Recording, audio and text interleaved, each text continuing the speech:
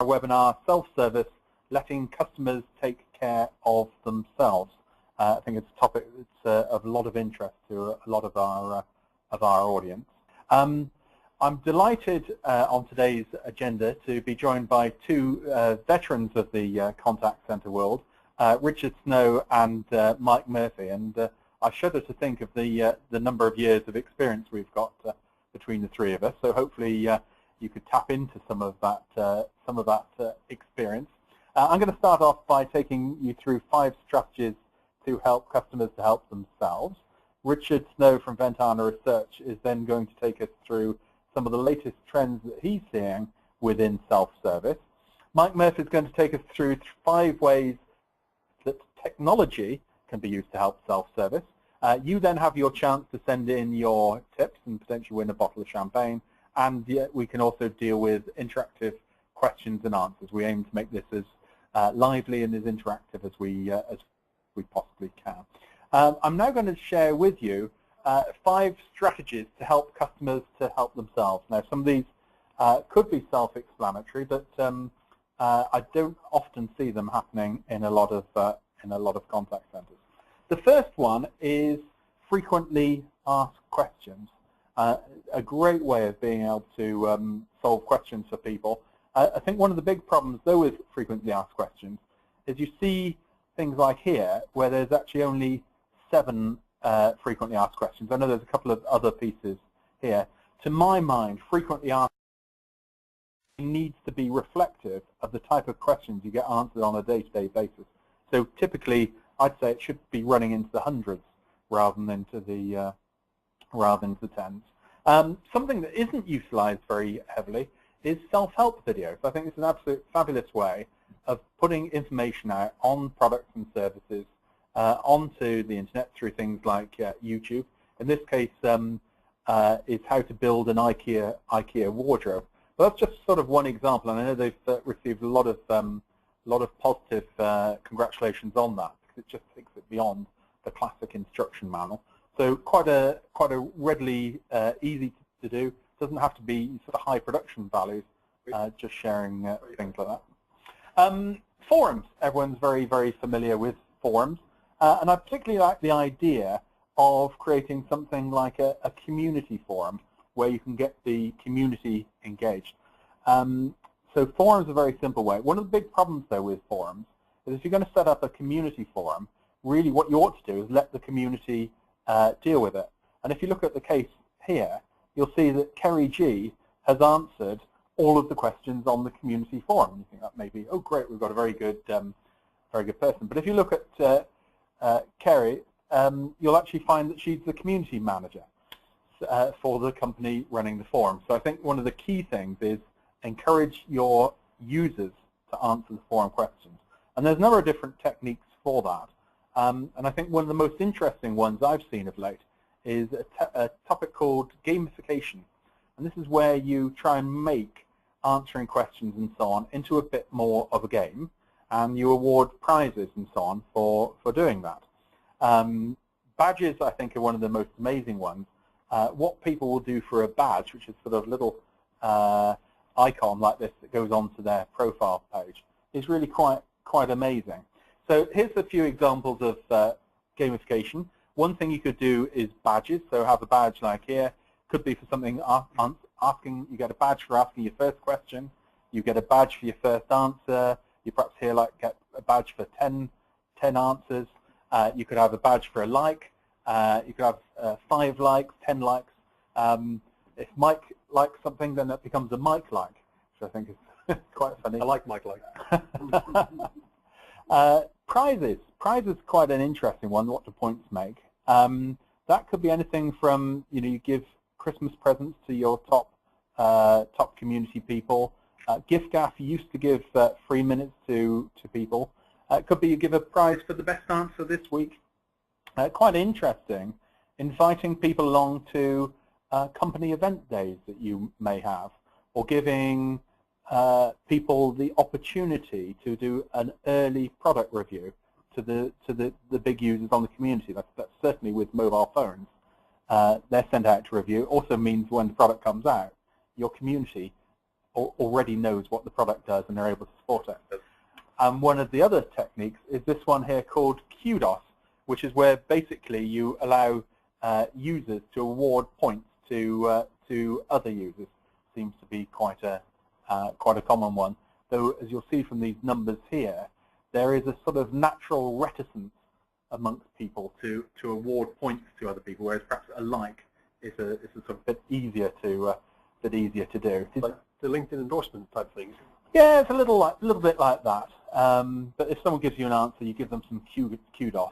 I think the jury's out on that one. But if anyone's had any experience of using kudos, if you'd like to put your feedback into the question box, that would be very good. And the last strategy, a very simple one, is using social media to avoid calls, particularly in the case of a catastrophe. So here's a case that BT had. They had a fire in their Gerrard Street telephone exchange, and they quickly put a picture of the fire up onto Twitter. And so users, rather than going, I haven't got a telephone, who checked on Twitter, thought, I can now see why there is no telephone service. It's not just messing about, and it's probably going to take a little while before that service is going to be restored. So we'll make alternative plans. So just a great way of being able to avoid calls. So that's 5 different strategies for how you could help customers to help yourselves. What I'd like to do now is just explore if anyone in the audience is using any of those strategies in their contact centers. So if you'd like to vote on the answers there, you're allowed to vote for more than one answer. Okay, and the answers are, very, very close there. Overwhelmingly, 81% of people are using frequently asked questions, 30% self-help videos, community forums 29%, social media for disasters 20%, only 3% using gamification. So that's interesting. So whether we need to learn a little bit more about gamification, I wonder if that could be a topic for a future webinar. It depends whether people are interested in it or not. So thank you very much for everyone who voted on that. I'm now going to pass the baton across to Richard Snow, and Richard is now going to take us through what he sees in his research at Ventana Research on what some of the latest trends are in customer self-service. Richard, across to you. Thank you, Jonty, and good afternoon to everyone. As Jonty said, my name is Richard Snow. I work for Ventana Research, which is an independent analyst firm, and I head the contact center practice. So my job is to follow trends in what's happening in terms of the way technology vendors and you yourselves are using technology to improve customer service. And today, what I hope to do in the next 15 minutes is give you some food for thought on new techniques, new technologies that you may want to consider for self-service, because just as in everything else, the technology is advancing very fast, and what I'm going to do is discuss them under 3 headings: interactive voice response, web-based self-service, and mobile. Not all of my things I include in each of those are probably going to be commonly accepted as belonging to those groups, but I think they represent the 3 main ways that companies are now providing customer self-service. And just as Jonty did a few minutes ago, we're going to have a quick poll to see which of those you're using yourselves. Yeah, so I'll just launch the poll, and it is: which self-service technologies does your company use? And if you'd like to vote, you can put in all the answers you want. The choices are IVR, web self-service, mobile apps, and other. It is, gosh, very high number there on IVR. Web self-service is the highest, only 77% there showing that up. So I think that's quite interesting. 29% on mobile apps and 12% on other. So if you put other in the box, if you perhaps like to explain what that is in the in the question box would be very good. What I'm now going to do is ask an audience question, which is, what is your biggest challenge you face with self-service? So what is the biggest challenge you face with self-service? So if you'd just like to enter that into the question box on the right. We'll carry on with Richard's presentation while you're doing that, and we'll share those results with people. So back across to you, Richard. Okay, very interesting results there from the poll. Like Jonty and I suspect Mike, we'd be very interested for those 12% of you that are using other techniques to just tell us what those are. And maybe when I've finished my presentation, as I said, I include some technologies which aren't traditionally included in these three headings, so you may have a different view. So, but let's quickly get on to trends in interactive voice response. I think we're all familiar with the touch tone. This is still the majority of companies are using touch tone, so it's pretty straightforward. People get through to an IVR and you take them through a menu asking them to choose 1, 2 and 3 of the different options before they get to where they want to, or as we found in our research, quite a high percentage in fact give up and hit the button to speak to an agent. So this is fairly traditional and has really led to that phrase that people hate IVR. So the next advance was to take it away from touch tone and have voice activated.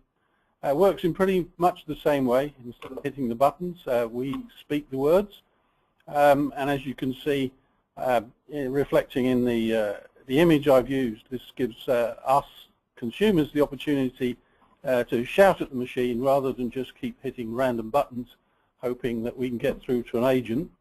And the most probable reason for shouting, I find, is two. Either I really hate IVR machines that ask me to repeat what I said just to make sure that they got it right, and the second thing I hate is the same as with touch tone, which is the menus don't get me where I want to get to.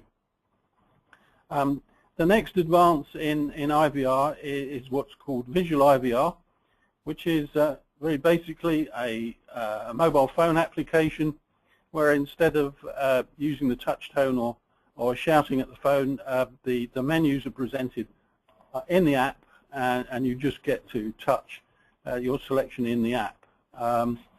Relatively new, but proving quite attractive in certain circumstances. The latest advance, which I've included under IVR, and not many of the vendors in this space would actually thank me for putting it in IVR, but is what I've called the virtual agent. So we're seeing technologies emerge whereby essentially you can replace live agents with software-controlled agents. So basically a program, and the software is voice-driven. So it uses voice recognition technology. So the software will ask questions, and you as a user will give your replies. It will recognize those replies using voice recognition and come back with replies or further questions. The advantage this has over the traditional technologies is that you can program the responses to follow a consistent process. One of the things we found in our research into customer relationship maturity is that we consumers like consistency. So if we do one thing one day and try it again the next day, we like it to work the same way. And so being able to program responses is a great advantage. The other thing is, because it's software, it can be programmed to look up information rather than ask the customer information. A typical example that I've seen is, instead of asking for people to enter, say, their credit card number, you can simply look up from, say, the CRM system and say, would you like this charged to your normal credit card number? And if the customer says yes, then the information is already provided. So a pretty slow advance, but now we've seen these advances in RVR. Just before you move on that one, Richard, we've had a comment from Arno just asking the difference between visual IVR and mobile FAQs. Can you just hang on, because I'll get to that when I do the mobile one. But the visual is really just a presentation of those menus, and as we'll see with the mobile app, they go into what Jonty was looking at as kind of FAQs, but on a mobile. So let's quickly have a look at advances in web self-service. Jonty's already talked about the very common technique, which is to put a number of FAQs up onto the website so that customers can come onto the website and go through the FAQs and try and see if the answer's there. As Jonty was alluding to, the biggest issue here is that if the questions up there don't match what the customer's looking for, then they're going to try some other way. So these, again, from our research, are actually having limited success by not getting the number of and types of FAQs correct. So the next advance was to move into internet apps. So I bank with an internet bank, and so they provide me with an internet application whereby I can go and do most of my banking myself. So instead of having to go to the bank or use the telephone, I can do most of my banking myself. The issue here is if I can't do what I want to do, then I have no recourse but to call the contact center. Moving on from FAQs, the latest technologies are allowing you to build what I've called natural language search. So instead of customers scrolling through the questions that are available, they type in their question, and using text recognition, the system will then look up the closest answer and give that answer back. This is typing rather than speaking. This is typing rather than speaking. Yeah. So it's going on to that self-help site and having a box, typing in your question, and then say the software is using that text recognition and analysis to actually search for and come back with your answer. A much more satisfying result than just scrolling through questions. And again, the last one I've included here, which Jonty's already touched on, which again probably wouldn't be thought of by many as web self-service, but is having forums. These are becoming increasingly popular, allowing customers to solve their issues, get the information they want by joining a forum rather than actually interacting with the company. For me, this is another form of web-based self-service and is one which is proving quite successful. Now, one thing we've noticed, I'm sure you've noticed, I'm sure you're part of, is that we consumers, we're changing the way we like to communicate. And I doubt anybody on the call has not got a mobile phone, and quite a high percentage will have some kind of tablet device. And in our research, which we finished recently into technology innovation, the results show that we have near 100% saturation of people owning smartphones and tablets within the next 24 months. And of course, the most popular is still being the iPhone and the iPad. But what this means is that this opens up a whole new way of providing customer self-service in what I've called mobile service. So again, using my own example, and I'm sure your own, is that my bank has provided me an application that runs on my mobile phone. So instead of going onto my laptop, I can now do my banking on the move. The issues I see is that functionality is quite limited, and the biggest issue is that if, again, I cannot complete what I'm trying to do in my mobile app, I have no other option other than to come out of the app, probably ring the contact center, probably be frustrated because I have to go through IVR, and I get through to an agent and I basically start the whole process all over again. So one step up from that is we've seen quite recently, instead of being text-based, we've seen applications that come out which are voice-activated mobile apps. So instead of putting the information in, you can actually talk into the phone and drive your transactions in that way. The very latest developments, and I know Mike is going to touch on this later, so I won't go into too much depth here, but is what I call the Smart Mobile Customer Service app. So this is an application that runs on the mobile phone or a tablet, and it is what I call connected with a contact center. So unlike my current banking app, where if things go wrong, I come out of the app and dial a contact center and start again, the new apps are going to let you click a button and immediately be connected to a contact center agent. They're also connected because the data and information is shared. So I can bypass IVR and the agent will see what I was doing in the app. Now, again, you might say, well, in those circumstances, it's not self-service, but programmed correctly, then the percentage of completes will go up, and even the calls to the contact center will occur in a much more effective way, improving customer sat. Now, my charts kind of indicate that's been a smooth transition on all those three apps, which is really not the case. The basics apps have been around for many, many years, the FAQs, the touch tone, and even speech. We've seen the developments of natural language, mobile apps, and the forums come up over the last 18, 24 months. Voice activation voice recognition on the mobile phone is relatively new, and smart apps and virtual agents are just beginning to come to market. And I think, as we saw from your poll, you know, the implementation levels are still quite low, but these are the latest technologies.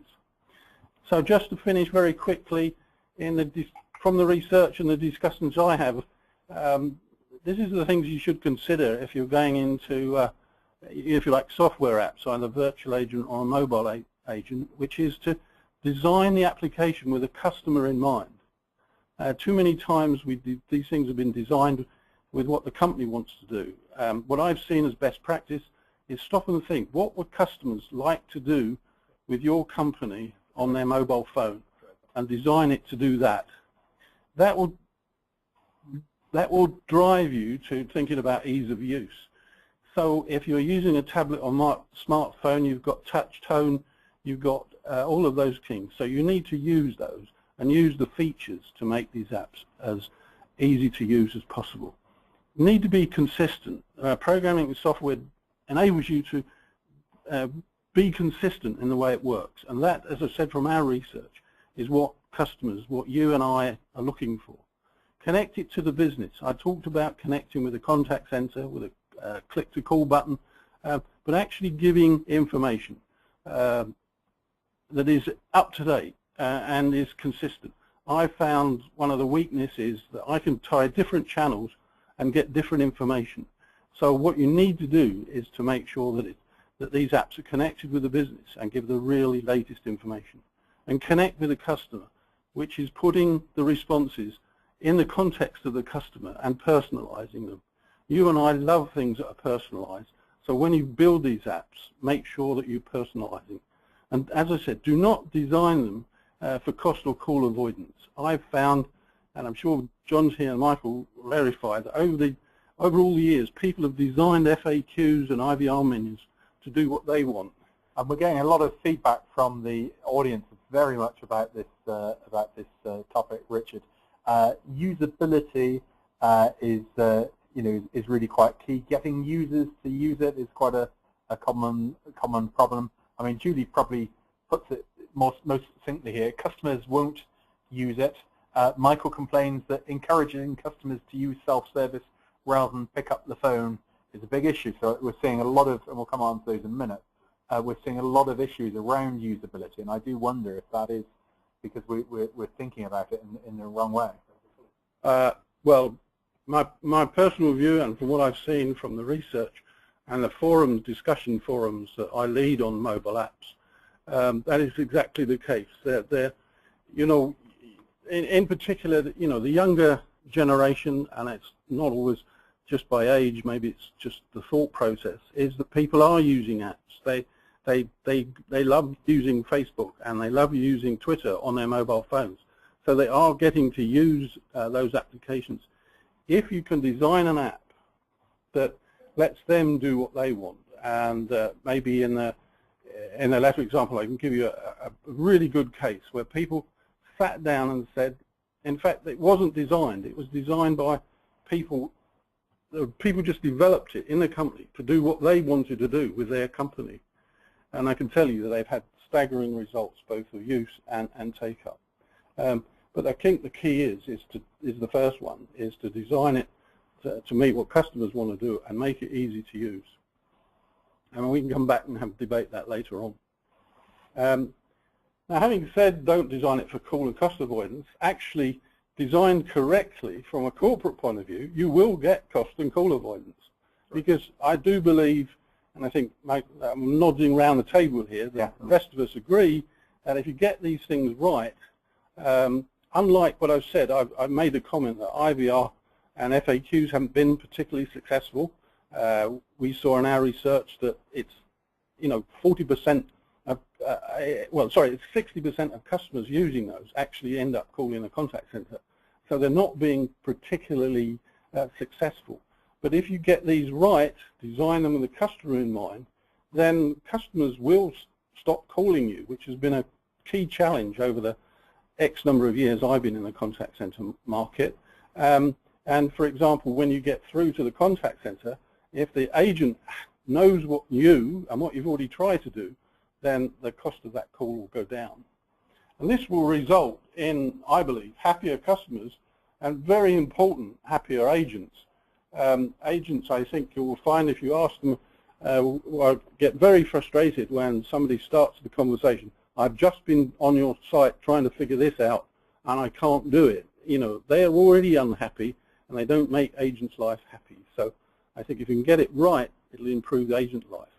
And the net result, as we've seen in the latest piece of research that we've done, is this will actually improve customer satisfaction, first contact resolution rates, net promoter scores and customer effort scores will happen as a net result of doing such applications in the right way. And as I've said, calls that are transiting from the mobile app where the information is shared, you're going to see a drop in AHT, average handling time, and that I know from all my research and experience is absolutely key in most contact centers. So thank you very much, and I look forward to joining the discussion at the end of the webinar.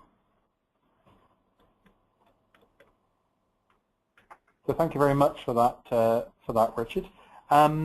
We've got some comments in from the audience about what their biggest problems are with self-service. So just reading a few of them out, Shane has said, most customers do not understand the question they think they want to ask. So I guess that may come down to usability. Maria's a common one.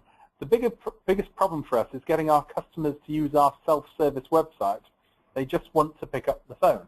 And I guess there's an issue if you've been historically a call center and people are happy dealing with that way. How do you move people onto the you got to educate website? Certainly in-queue messages saying, have you tried our website, is quite good. All depends on the quality of your website, because often people may have tried that website and then they're coming through to you because the usability isn't quite right or doesn't solve the problem. Answers the problem achieving customer loyalty and intimacy through self-service, which I guess is a difficult one to be viewed. Yeah, I think, my view, as I said, that it's about the personalization. Going to FAQs is not very personal. Yeah. So it's not very personalized. I think the advantage of the new technologies is you can make them more personalized, and therefore you will get that intimacy. Yeah, which is very similar to Nikki is saying, making the product clear enough for all customers to understand and to be able to make a decision on what they're purchasing and if it's the correct level of cover. Certainly in a sales environment, filling in some forms is quite good to get the basic bit, but actually saying, is this the right policy? Am I making the right decision? That's the sort of thing where I guess moving across to a human comes in. Often what I see, though, is there is actually not a very good link of starting in the website and moving on to the IVR web chat perhaps being the... I agree, absolutely. You can capture basic information, but where it maybe comes to that final refinement, look, people will go to the agent. So again, I think the advantages of some of the new technologies, you can collect that and share it when they do go through to the agent, because at the moment that tends not to happen, and they start you all over again, and therefore that happens, you don't do it. This will come to you a bit later on, Mike, when you do your presentation, but Clive has found the biggest problem is linking data from IVR, web self-service and mobile apps to ensure channel consistent approach. I guess the problem is if you get different answers from different channels. Sometimes, I call the contact center because I want a different answer to what the computer is going. Ed has said customers are reluctant to self-serve. Emma said customer behavior interaction is their problem. Carlos has said institutional culture, particularly from staff, is the biggest barrier. And there's been a number of comments about staff being part of the problem with self-service. They're kind of quite happy to service them, not suggesting that self-service might be an answer as we go forward.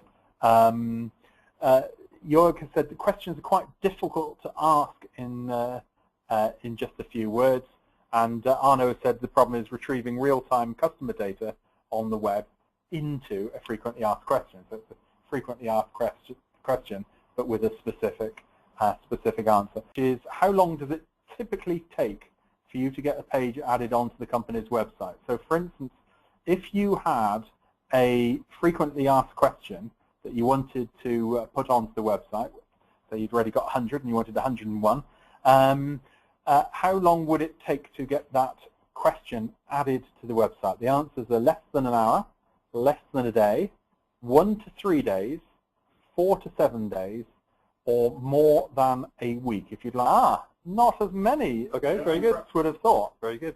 Yes, 23% in more than a week, which is really, I know we accept it, but it is actually quite shocking.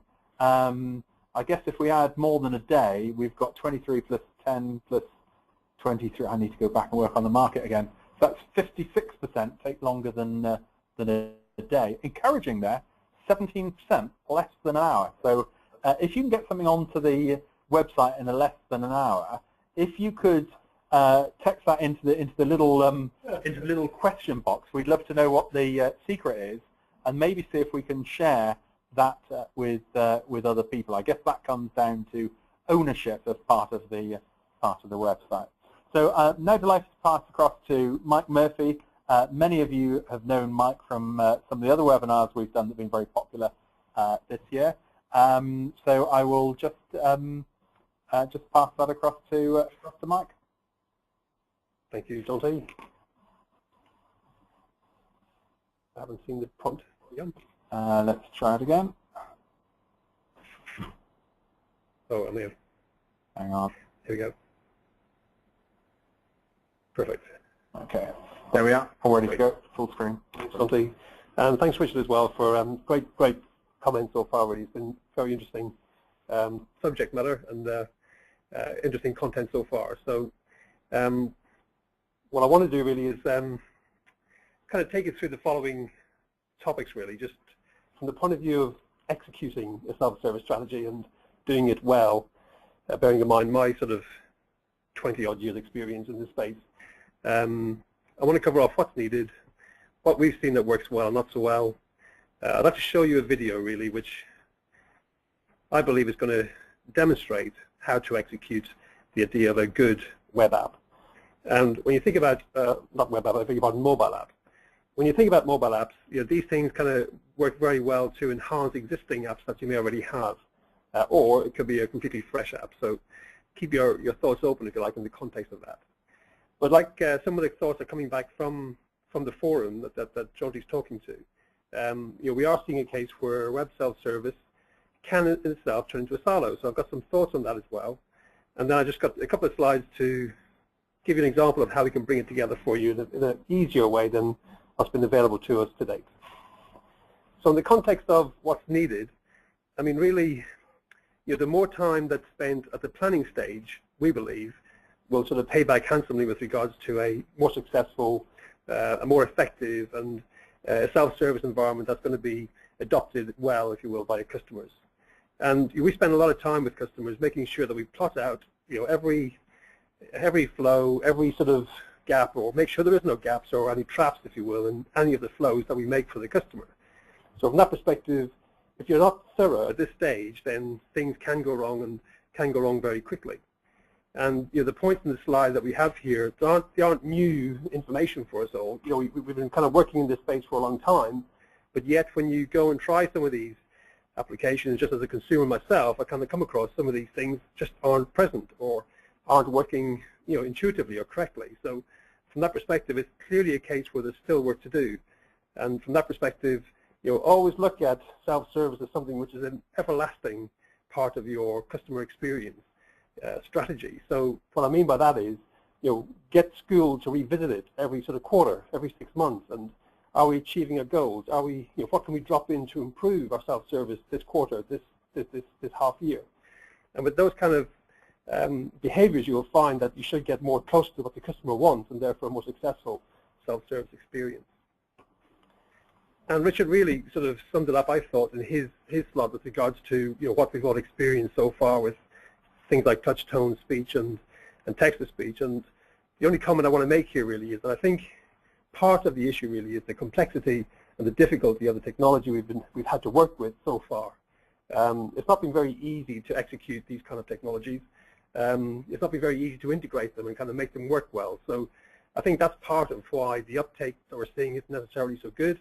I think, again, with regards to, it's not to say that these things are necessarily bad, it's just that really we've got to think more about what the customer wants, not necessarily what the business wants. And, I'm seeing an awful lot of call steering going on in what's so-called self-service, and really that's really not what it's about.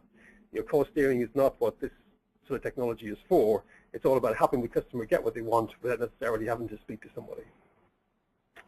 Now, we kind of touched on the fact that mobile apps looks like it could be a really strong way to move forward. And the best way to describe that is to run this little video. So it takes 3 minutes, but let me just play it, and you get a sense of its capability.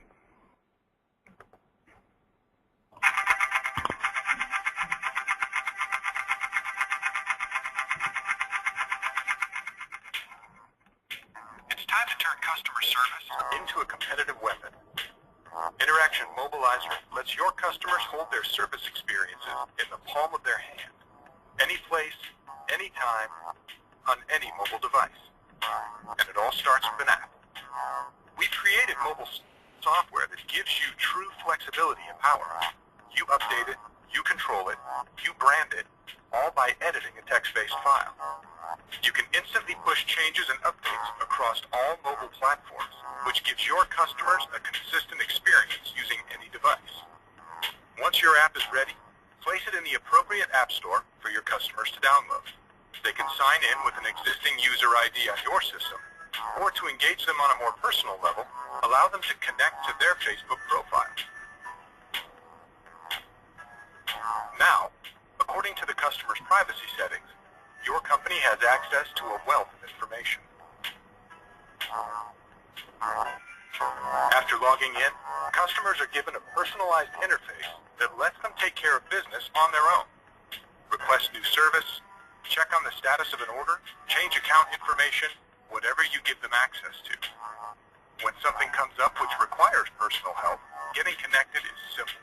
Mobilizer collects all of the information from Facebook, customer profile, location data, and in-app activity, then skips the main IVR to place a call object directly in the correct queue.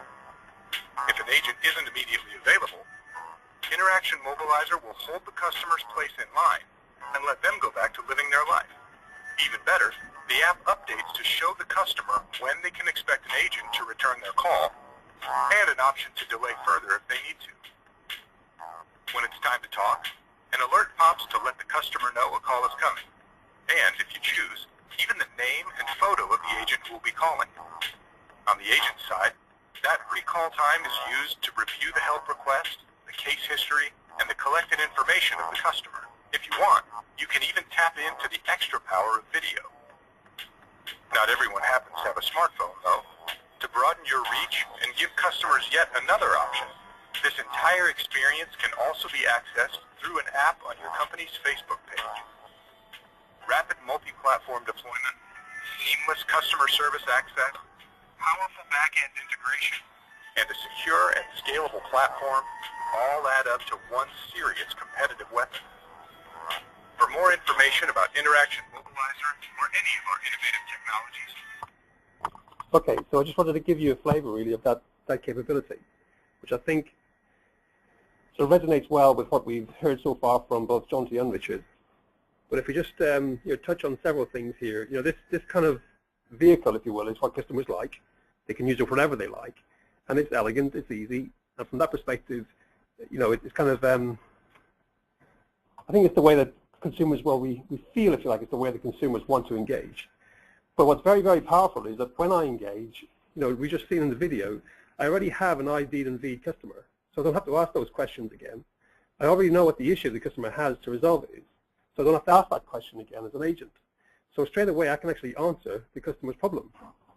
So from that perspective, the fulfillment of bringing a self-serve into a help with an agent can become very, very fast and very, very efficient, which again will sort of complement that overall self-service strategy that you have. So that's quite, I think is quite powerful. But a key sort of point, and I think again this is kind of why we've kind of gone wrong perhaps in the past with self-service. The idea of in-house control and in-house change, I believe, is the key differential here. So we saw where some customers were able to get a new sort of website within the hour. That to me is kind of like the future really. We have to be able to respond and react with that kind of speed. And we're getting some feedback from a user on the line that the way they seem to be doing that is by getting contact onto the website quickly. What seems like a number of people, the contact center owns the help page. So the website's owned by marketing, Perfect. But the help page is owned by the contact center. And it's up to the contact center to set the procedures in place. Then things like Kate has mentioned that getting a CMS-based, content management system-based website and dedicated content managers seems the way to get that on. And I guess we can get that onto, a mobile app could be owned quite easily by the contact center, right, as could those help pages. That seems to be the secret. Right. So anything around that customer service could be very, very effective. But in-house control, the ability to change it, if you like, on the fly, really, really is important. As part of your execution. You're not then relying on waiting for vendors and waiting for partners or whatever it is to do their part. So then just moving the subject slightly really towards the traditional sort of self-service, let's not underestimate the fact that we do an awful lot online today. I mean, most of what I do with regards to organizing my life, my family's life, I do online, which is really cool. And as long as things go well, I'm a delighted user until something goes wrong. And then quite often what you find is that the gap between something going wrong and absolutely appalling customer service, neglect as far as the vendor is concerned, sort of like just totally, no interest in helping me whatsoever, it's just extraordinary. So what I find is we need to have tools to help in those circumstances where online comes off the rails. And in my life, this seems to be happening more often than I would like it to happen. And when that happens, just to actually fulfill what I need, to get back to delivering what I wanted or fulfill that promise is proving to be very, very challenging for businesses. And again, I think it tends to be where you kind of build the web self-service in a silo of its own. It's a different department in the organization and doesn't necessarily have any association whatsoever with the contact center. And again, straight away you have challenges there where, I'm a consumer, I'd like my goods, please. They haven't been delivered. Where are they? Simple questions. And it seems to take forever to get them resolved. So this kind of automation technology that I'm showing here really is a way to sort of quickly get those kind of situations handled more effectively. So fast to deploy, able to sort of communicate with the customer, keep them posted on how their issue is being resolved, chase different vendors on their behalf. And if I have to escalate things to management for approval, then that actually happens in automation. So I'm not relying on people having to do things or people having to check their emails. It actually comes to them as a task that they must fulfill. So in association with web self-service, the idea of process automation really helps to keep that customer promise for you. And then with regards to, okay, sounds good, Mike, but how do I do this? So what we've seen really is that over the years, I've worked in lots of different contact centers, and what I've seen is like there's just tons and tons of technologies from lots of different vendors, and it's all sort of integrated. Every customer is different, and that presents a real challenge because when you're trying to deploy something like this, what I'll show you here is that your self-service reaches across quite a broad breadth of your actual capability in the contact center. So from that perspective, if all of these components are individual technology pieces, it's going to be very, very hard for you to get your self-service strategy lined up and working correctly and reliably. And that's really where we kind of fit in. With one application that's kind of built for these kind of scenarios, whether you want it hosted, whether you want it premise, the fact is that the software is written and prepared for these kind of scenarios, and if you will, it makes it easy for you to execute and get those resolutions within the hour. So really just, summarizing what we covered, what's needed for self-service, what we've seen so far with touch, tone, and speech. We think mobile apps are the future, but don't forget that silo of, web self, like the online stuff. Put some wraps around that to make it, to make sure that the customer does fall out of self-service, they've got something safe to look after them, because sometimes that can be pretty brutal. And with that, I'm going to hand back to Jonty. Okay, thank you very much for that. So I think some very interesting food for thought on there. So I guess, less use of IVR, more use of mobile apps, and making sure it's all joined up are some of the key points to take away from that. It's now your turn in the audience to send in your tips. We will be awarding a bottle of champagne for the best tip. So if you want to get into that now, let's take some of tips. Nikki says, always think about things from the customer's point of view. I guess that's a message for me. Comes through. And Straight away. Richard said you should design from a customer's perspective. Carlos said, think about the customer and ask, could your mum or dad just use it without being shown anything? Good one. I guess that's the acid test of it. Make customer service the owner of self-service applications. Good. Don't make it a toy for the web developers. Make sure that new contact can be added by customer service within minutes. That's a Mike like, aren't I? Mike like from that one. Yeah. Penny, this is the Penny, I think it is a regular contributor to our webinars. Start with the basics. Look at what the customers find frustrating and what they would like to be able to do, then build the solution around them. An example, we have a virtual view from a seat if you book online, this is selling tickets, which is not available over the phone. So if you're on the website, I guess you can pick your own seat from a map. Make the solution sexier and better. I particularly like that one. Very good. Well, I mean, there's a common theme here is design these things with the customer in mind. Yeah. And make it easy to use, which I think we've all three of us will 100% endorse. And I guess the benefit here is it's something that's not available over the phone. So you're actually talking about some added value on self-serve rather than substitution. Bradley has said we're using a triage idea to aid customers who come into our customer service center to retrain the customers in using the website so that in time they will be able to stay at home and will be more confident in using this self-service facility. That's interesting. Oh, really interesting content. I like that on in some level. There's another that says there's a little bit you must use our self-service. So quite flex back on the other point because customers don't know what question to answer. Ask. So Darren is saying run proof of concepts, pilots, and post-development application tuning to optimize customer acceptance and containment. I guess one of the big points, and Mike, you touched on this. The problem is that the actual deployment of self-service is seen as the end point. Right. In many ways, I think that's actually the start point. Have you thought about doing like a simple thing would be you'll record some of the interactions that customers are having inside your IVR. Just record them like you would a call, then do some quality monitoring on them. Yeah. And then you have a listen and sort of do some scoring as to how you feel the customer's getting on and getting through the application, and it will reveal an awful lot of discomfort, I believe. Here's a contentious one. Make self-service more attractive by making general inquiries into premium rate numbers. I'm not sure I'd go along with that one. Kieran said self-service needs to be part of a larger channel strategy. Concentrate on moving suitable contacts away from traditional channels, thus opening up telephony when people need it.